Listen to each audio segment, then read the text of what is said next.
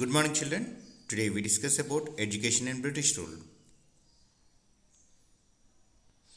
Education in pre-British India.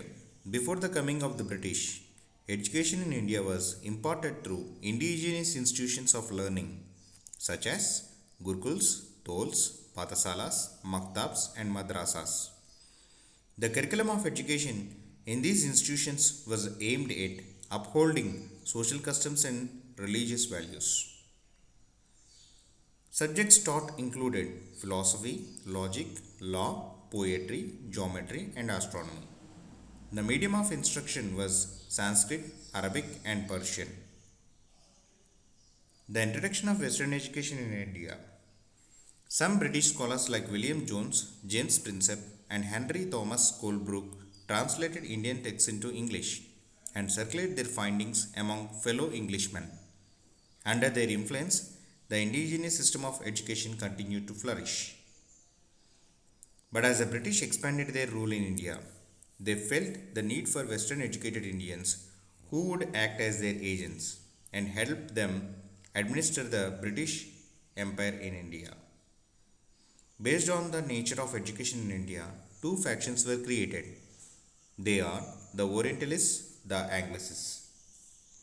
The Orientalists, who believed in continuing the indigenous system of learning. The Anglicists, who advocated the introduction of Western science, philosophy, and literature through English in India. Lord Macaulay. Lord Macaulay was a British politician. He was an Anglicist who called for an educational system that could create a class of Anglicized Indians. His famous speech in the British Parliament titled Minute on Indian Education of February 1835 was responsible for the introduction of English education in India. According to his recommendations, the English Education Act of 1835 was passed.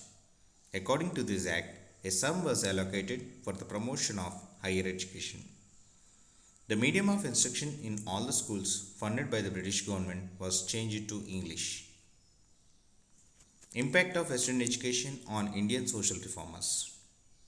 Some learned Indians who had been exposed to Western education realized the drawbacks in the traditional systems of education. Some of them, like Raja Ram Mohan Rai, Ishwar Chandra Vidyasagar, and Dayananda Saraswati, put in a lot of effort to incorporate all that were good in the Western system into the traditional system. The Western system of education, given importance to the education of women, was a much needed introduction. They were supported in their efforts by British educationalists like David Hare, John Drinkwater Bethune, and Annie Besant.